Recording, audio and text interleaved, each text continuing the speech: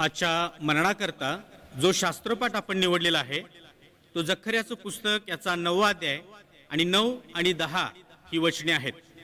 प्रियानो, आपल्या सर्वांना माहीत आहे की झावळ्याच्या रविवार निमित्तानं, पाम संडेच्या निमित्तानं, पाम संडे झावळ्याचा रविवार साजरा करण्याकरता या ठिकाणी आपण एकत्रित जमलेलो आहे.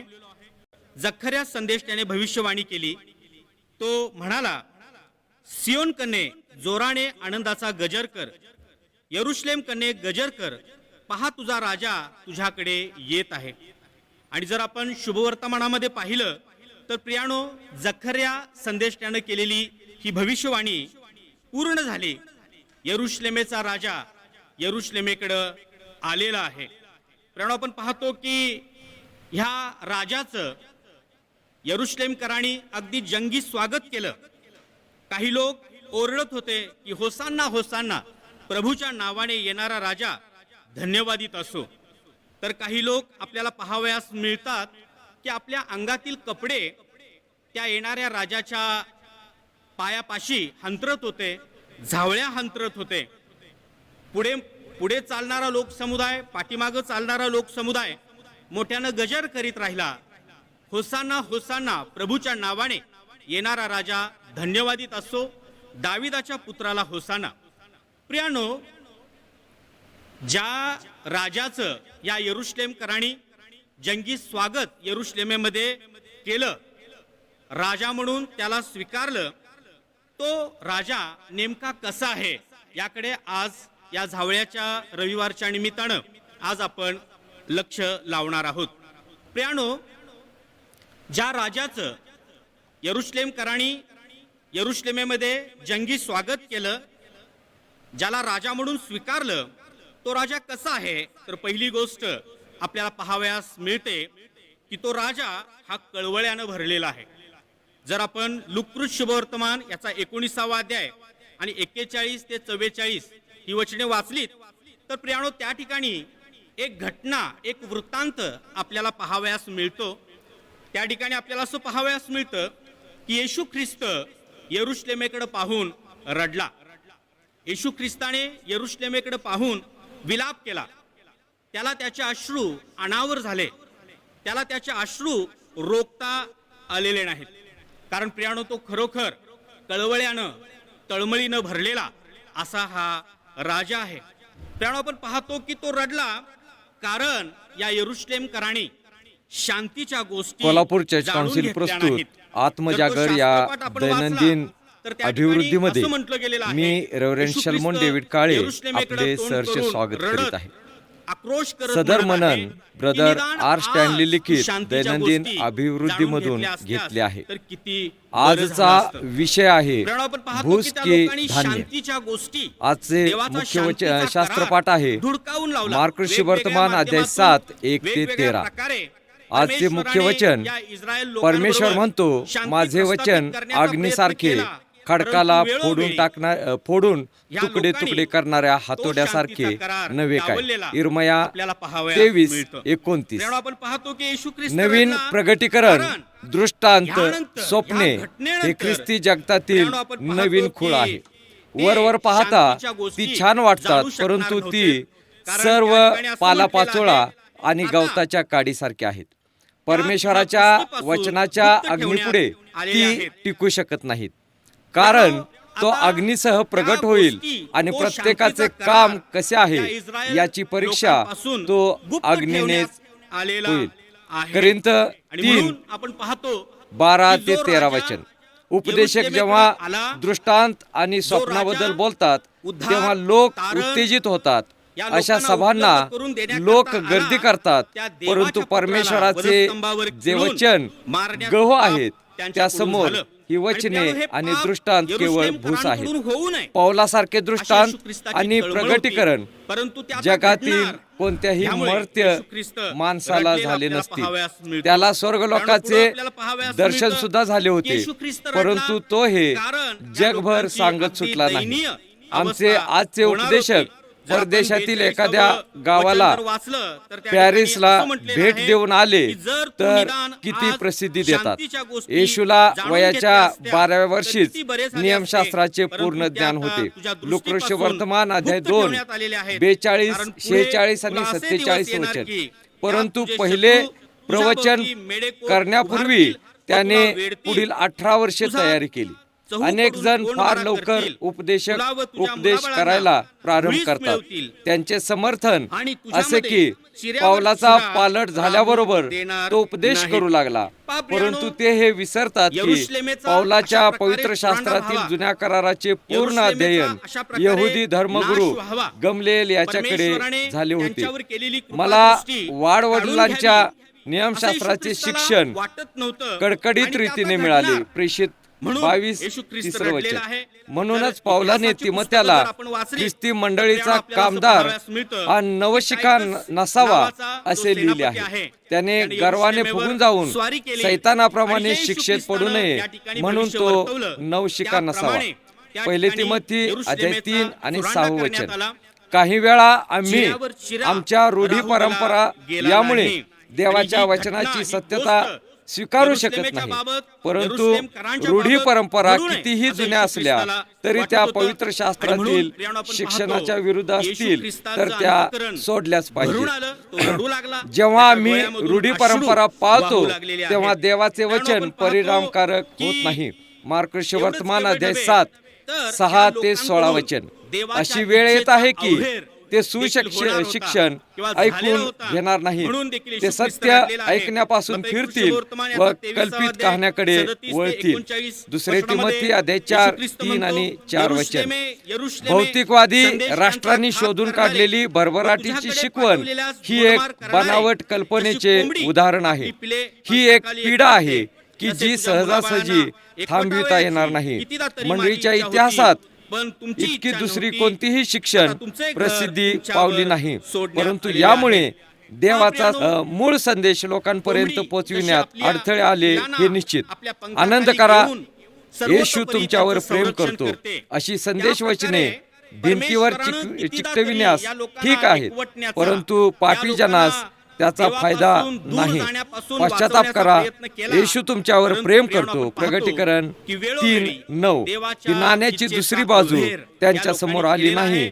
आणि तर म्हणून ती आपण पाहतो कल्पित येशू कथा ख्रिस्त ठरते. रडला. आपण प्रार्थना करू. प्रियानो, त्याचं अंतःकरण कळवळ्यानं प्रिय प्रभू भरलेलं होतं. परमेश्वरा, म्हणून देवबापा, याबाबत येशू ख्रिस्ताला तुझ्या वाईट पवित्र वाटलं, गोड तो रडलेला सामर्थ्यशाली आपल्याला नावाला यावेळेस आम्ही पाहावयास मान आणि मिळतो. सन्मान देतो. प्रियानो, तुझं येशू पवित्र ख्रिस्त वचन हा ज्या जो राजा आम्हासाठी आहे, देवबापा तो तू देऊ कळवळ्यानं केलंस भरलेला आहे. आणि म्हणून त्यानं भूस की आपल्या धान्य अपराधांपासून या आपल्याला सोडवण्याकरता मध्ये प्रभू स्वर्ग परमेश्वरा सोडला. आमची कोणत्या आणि प्रकारे वधस्तंभावरील निवड अतिशय आहे आम्ही क्रूर काय मरण प्रभू त्यानं परमेश्वरा पत्करलेलं तुझ्या आहे. समोर आम्ही प्रियानो, या घेऊन जावयाच्या येतो. रविवारच्या याचा निमित्तानं आमच्या मला आध्यात्मिक आपल्याला जीवनासाठी हेच सांगावंसं वाटतं आम्ही विचार करावा की जो राजा असं तुझ्या दयेनं आणि कळवळ्यानं कृपेनं भरलेला होऊ दे. आहे.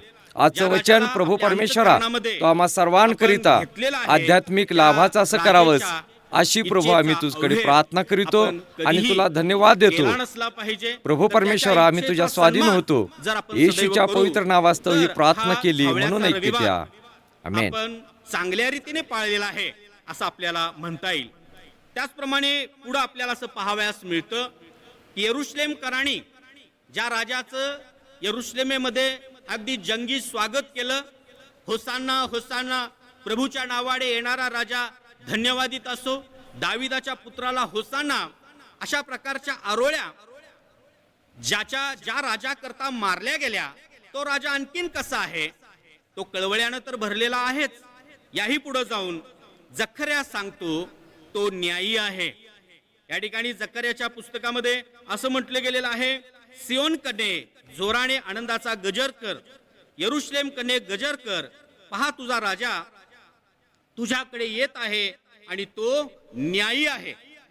प्रियानो, न्यायी आहे याचं अर्थविवरण करण्याची काही आवश्यकता नाही, कारण न्यायी असणं म्हणजे प्रियानो साध्या सोप्या भाषेमध्ये आपल्याला सांगायचं झालं तर असं सांगता येईल की यथार्थ न्याय करणारा, जो यथार्थ न्याय करतो, जो कोणत्याही प्रकारचा पक्षपात करत नाही, अपक्षपातीपणे एखाद्याचा न्याय करतो, कुणाचाही विपरीत न्याय करत नाही, त्याला न्यायी आपण म्हणतो. आणि अशाच प्रकारचा यथार्थ न्याय करणारा, अपक्षपाती विपरीत न्याय न करणारा हा राजा आहे. आणि म्हणून प्रियानो या ठिकाणी जखर्या म्हणतो की यरुशलेमे तुझ्याकडे येणारा राजा हा कळवळ्यानं भरलेला तर आहेच, याही पुढे जाऊन तो न्यायी आहे. प्रियानो आपण पाहतो की योहान कृष्णवर्तमान याचा 8वा अध्याय आणि 1 ते 11 या वचनामध्ये येशू ख्रिस्ताने व्याभिचारी स्त्रीचा केलेल्या न्यायासंदर्भाने आपल्याला पाहावयास मिळतं. मोठमोठ्या लोकांनी, शास्त्री, परुषांनी, यहुद्यांनी एका स्त्रीला येशू ख्रिस्ताकडे आणलं, परंतु येशू ख्रिस्तानं अगदी योग्य न्याय तिचा केला. लोक समुदायाच्या दबावाखाली येऊन तिचा विपरीत न्याय त्यानं केला नाही. तर येशू ख्रिस्त म्हणाला, तुमच्यातील ज्या कोणी पाप केलेले नसेल त्यांनी पहिला दगड मारावा. कारण तो शास्त्रपाठ जर आपण वाचला तर त्या ठिकाणी आपल्याला असं पाहावयास मिळतं की अगदी श्रेष्ठापासून कनिष्ठापर्यंत त्या ठिकाणचे सर्व गृहस्थ निघून गेले. अगदी योग्य न्याय, अचूक न्याय त्या ठिकाणी येशू ख्रिस्तानं केलेला आपल्याला पाहावयास मिळतो. प्रियानो जो राजा यरुशलेमेमध्ये मोठ्या जयघोषानं आला तो न्यायी राजा आहे. आणि पवित्र शास्त्रामध्ये आपल्याला पाहावयास मिळतं की एक दिवस आपल्या जीवनामध्ये असा उजाडेल की या न्यायी राजाच्या समोर आपल्याला खऱ्या अर्थानं उभं राहायचं आहे. आणि तो यथार्थ न्याय करणारा आहे. तोंड पाहून कुणाचा न्याय करणारा नाही, विपरीत न्याय करणारा नाही. प्रियानो आपण या जगामध्ये जर योग्य रीतीने चालचलणूक करू, देवाच्या आज्ञेचा सन्मान करू, देवाच्या इच्छेचा सन्मान करू, देवाच्या आज्ञेप्रमाणे आपण वागू, तरच त्या दिवशी प्रियानो आपल्याला कृपा प्राप्त होईल. हा खूप छान दिसतो, हा खूप शिकलेला आहे म्हणून तो आपल्यावर दया करणार नाही, तर आपलं एकंदर आचरण, देवाला आपण दिलेला प्रतिसाद तो पाहिल आणि अगदी योग्य असा न्याय तो त्या दिवशी करील. म्हणून त्या दिवशी लाजेनं आपल्याला मान खाली घालावी लागू नये. म्हणून हीच वेळ आहे देवाला योग्य प्रतिसाद देण्याची. न्यायी राजाला, तो न्यायी आहे हे डोळ्यासमोर ठेवून जीवन जगण्याची प्रियानो हीच वेळ आहे.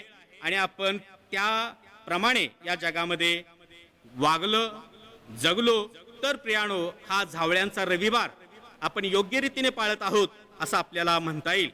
त्याचप्रमाणे पुढं आपल्याला या जखर्याच्या पुस्तकामध्ये आढळतं की ज्या राजाचं या यरुशलेमकरांनी अगदी जंगी स्वागत यरुशलेमेमध्ये केलं, मग ते अगदी 2 दिवसांकरता असेल, तो राजा हा कळवळ्यानं भरलेला तर होताच, तो न्यायी तर होताच, याही पुढे जाऊन जखर्या सांगतो तो यशस्वी देखील आहे. या ठिकाणी असं म्हटलेलं आहे, पहा प्रियानो, तो न्यायी व यशस्वी आहे. यशस्वी म्हणजे काय? विजय संपादन करणारा. येशू ख्रिस्ताचं जीवन प्रियानो जर आपण पाहिलं तर त्यानं जे यश मिळवलं, त्यानं जे केलं ते कुणालाही करता येणार नाही. कारण प्रियानो आपण पाहतो की त्यानं मृत्यूवर विजय मिळवला. कित्येक लोक या जगामध्ये देव म्हणून घेणारे आले आणि निघून गेले, परंतु मृत्यूवर विजय मिळवणारा हा केवळ आपला प्रभूच आहे. त्यानं पापावर विजय मिळवला, सैतानावर विजय मिळवला. आणि पापावर, सैतानावर आणि मृत्यूवर विजय मिळवणाऱ्या या राजाला प्रियानो या यरुशलेमकरांनी काही दिवसांनी नाकारलेलं आपल्याला पाहाव्यास मिळतं. योहान कृष्णवर्तमान याचा 19वा अध्याय 14 आणि 15 वचनामध्ये असं म्हटलं गेलेलं आहे, पिलात त्या यहुद्यांना म्हणाला, पहा हा तुमचा राजा. यहुदी ओरडले, त्याला घेऊन जा, त्याला घेऊन जा आणि वधस्तंभावर खिळून मारा. पिलाताने त्यांना विचारले, मी तुमच्या राजाला वधस्तंभी द्यावे काय? मुख्य याजकांनी उत्तर दिले, आम्हाला कैसराशिवाय दुसरा कोणीही राजा नाही. पहा प्रियानो, जो राजा या लोकांना मृत्यूवर, पापावर आणि सैतानावर विजय मिळवून देण्याकरता आलेला होता, त्याच राजाला या लोकांनी नाकारलं आणि ते म्हणाले की आम्हाला कैसराशिवाय दुसरा राजा नाही. प्रियानो, या झावळ्याच्या रविवारच्या निमित्तानं मी आपल्याला एक आग्रहानं विनंती करू इच्छितो, आपण स्वतःचं आत्मपरीक्षण करूया. जो मृत्यूवर, पापावर आणि सैतानावर आपल्याला विश्वासाच्या द्वारे विजय मिळवून देणारा जो राजा आहे, त्याला आपण कदाचित आपल्या चालण्या बोलण्याच्या द्वारे, कृतीच्या द्वारे नाकारत तर नाही ना? या यहुदी लोकांनी जसं येशू ख्रिस्ताला धुडकावून लावलं, नाकारलं, त्या प्रकारे त्या लोकांसारखं आपलं आचरण तर नाही ना? याचं आपण आत्मपरीक्षण केलं पाहिजे. आणि प्रियानो, ख्रिस्ती म्हणून जर जगायचं असेल तर या विजयी यशस्वी राजाला आपण आपल्या अंतःकरणामध्ये घेतलं पाहिजे. म्हणजे आपल्याला मृत्यूवर, पापावर आणि सैतानावर विजय मिळेल आणि अनंत काळचं जीवन, की जे जीवन कधीही खंडित होणार नाही, अशा प्रकारचं जीवन आपल्याला प्राप्त झाल्याशिवाय राहणार नाही. त्याचप्रमाणे प्रियानो, पुढं जखर्या सांगतो की जसा हा कळवळ्यानं भरलेला राजा आहे, जसा हा न्यायी राजा आहे, जसा हा यशस्वी राजा आहे, तसाच हा लीन, नम्र अशा प्रकारचा देखील राजा आहे. या ठिकाणी असं म्हटलं गेलेलं आहे, पहा तुझा राजा तुझ्याकडे येत आहे, तो न्यायी व यशस्वी आहे, तो लीन आहे, गाढवावर, गाढवीच्या पिलावर म्हणजे शिंगरावर बसून तो येत आहे. राजा होण्याची इच्छा येशू ख्रिस्तानं त्या ठिकाणी प्रकट केलेली आहे. त्याला यहुदी लोकांचं, त्या ठिकाणी जमलेल्या सर्व लोकांचा राजा व्हायचं होतं. म्हणून प्रियानो, येशू ख्रिस्तानं आपल्या शिष्यांना गाढवीचं शिंगरू आणायला लावलं. तो गाढवाच्या शिंगरावर बसून त्यानं यरुशलेमेमध्ये प्रवेश केलेला आपल्याला पाहावयास मिळतो. त्यावेळेस जे राजे असायचे ते गाढवाच्या शिंगरावर बसून प्रवास करायचे. त्याच प्रकारे आपण पाहतो की या ठिकाणी येशू ख्रिस्त गाढवाच्या शिंगरावर बसून आलेला आहे. प्रियानो, या ठिकाणी आपल्याला पाहावयास मिळतं की येशू ख्रिस्त नम्र आहे, लीन आहे. रथ मोठ्या लव्या जम्यासहित येशू ख्रिस्ताला जरूर येता आलं असतं, परंतु त्यानं अशा प्रकारचा दिखावटी पेहराव केला नाही, तर अगदी गाढवाचं शिंगरू त्यानं निवडलं, कारण तो लीन आणि नम्र होता.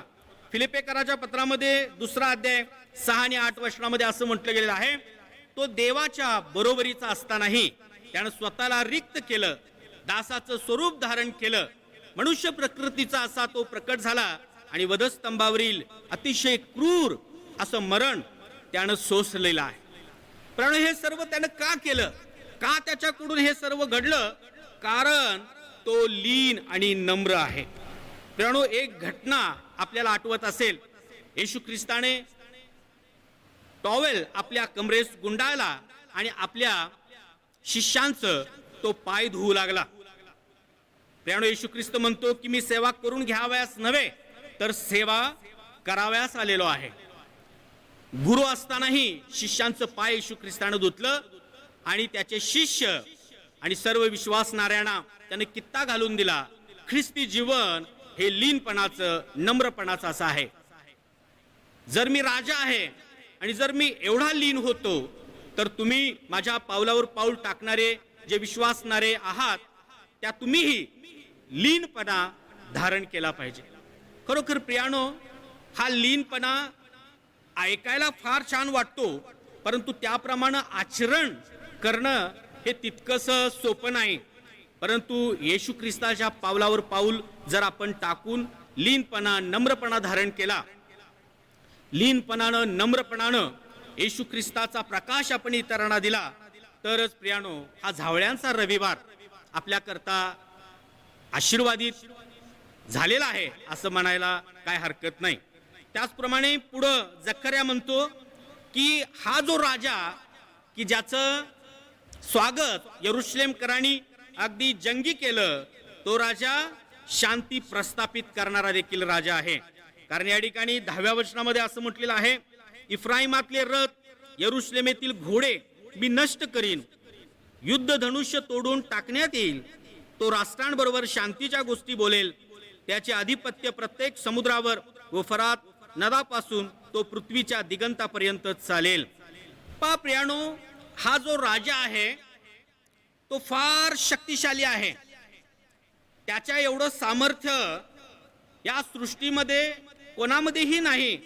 तरी देखील हा राजा हा शांती प्रस्थापित करणारा राजा आहे.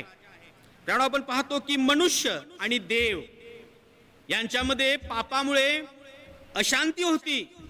ती अशांती दूर करण्याकरिता येशू ख्रिस्त या जगामध्ये आलेला आहे. मनुष्य आणि मनुष्यामध्ये देखील वैर असतं, अशांती असते. ती अशांती दूर करण्याकरता त्यानं अनेक दाखले सांगितले, अनेक वचने पवित्र शास्त्रामध्ये दिलेली आपल्याला पाहावयास मिळतात. स्तोत्रकर्ता स्तोत्र 46 म्हणतो, तो पृथ्वीच्या सीमेपर्यंत लढाया थांबवतो, तो धनुष्य तोडतो आणि भाल्याचे तुकडे तुकडे करतो, तो रथ जाळून टाकतो. कारण या वचनांचा अर्थ नेमका काय? यातून एकच प्रकट होतं की हा राजा हा गर्विष्ठ, हेकेखोर किंवा इतरांवर अन्याय करणारा नाही, तर हा शांती प्रस्थापित करणारा राजा आहे. आणि त्याच्या लेकरांनी, त्याच्यावर विश्वास ठेवणाऱ्यांनी देखील शांती प्रस्थापित करणारा असावं, असं त्यानं अनेक वचनातून प्रकट केलं. जे शांती करणारे ते धन्य, कारण त्यांना देवाची मुले म्हणतील. अशा प्रकारचे अनेक वचन पवित्र शास्त्रामध्ये आपल्याला आढळतात. म्हणून प्रियानो, या झावळ्याच्या रविवारच्या निमित्तानं शांती प्रस्थापित करणारे आपण होऊया.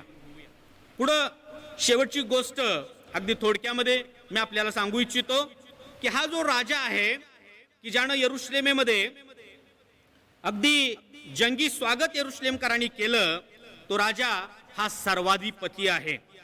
जर आपण 10वं वचन याचा दुसरा भाग जर पाहिला तर या ठिकाणी असं म्हटले गेलेलं आहे की राष्ट्रांबरोबर शांतीच्या गोष्टी बोलेल, त्याचे आधिपत्य प्रत्येक समुद्रावर व फरात नदापासून तो पृथ्वीच्या दिगंतापर्यंत चालेल. प्रियानो, हा या ठिकाणी जखर्या भविष्यामध्ये येशू ख्रिस्त या जगामध्ये जे 1000 वर्षाचं राज्य स्थापित करणार आहे त्याकडे आपलं लक्ष वेधतो. पहा प्रियानो, ते राज्य काही राष्ट्रांपुरतं मर्यादित असणार नाही, तर या ठिकाणी असं म्हटलं गेलेलं आहे की त्याचं ते राज्य पृथ्वीच्या दिगंतापर्यंत चालेल. प्रत्येक गुडघा त्याच्या नावाने टेकला जाईल. असं काही राहणार नाही की जे त्याच्या आधिपत्याखाली येणार नाही. असा हा सर्वाधिपती आपला राजा आहे.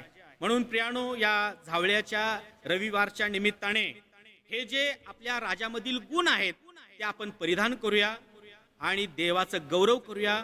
आपल्या प्रभूला आपण उंच करूया. आपल्या चालण्या बोलण्याच्या द्वारे, आपल्या एकंदर आचरणाच्या द्वारे ख्रिस्ताला आपण उंच करूया. प्रभू करो आणि या शास्त्रपाठाच्या द्वारे परमेश्वर तुम्हाला आशीर्वाद देव. आपण प्रार्थना करूया. हे आमच्या पवित्र थोर सेनाधीश परमेश्वरा, देवाप्पा, तुझा पुत्र येशू ख्रिस्त हाच आमचा राजा आहे. त्याच्या आधिपत्याखाली आम्ही आमचं जीवन जगावं, त्याच्या छत्रछायेखाली आम्ही आमचं जीवन कंठावं, अशा प्रकारची सुज्ञ बुद्धी तो आम्हाला दे. अशा आग्रहाची आणि कळकळीची आम्ही तुला विनंती करीतो. मान सन्मान गौरव तुला देऊन प्रभू येशू ख्रिस्ताच्या नावाने स्वर्गीय पित्या ही प्रार्थना तुझ्या पवित्र चरणाजवळ सादर करतो, म्हणून तो ऐक. आमेन.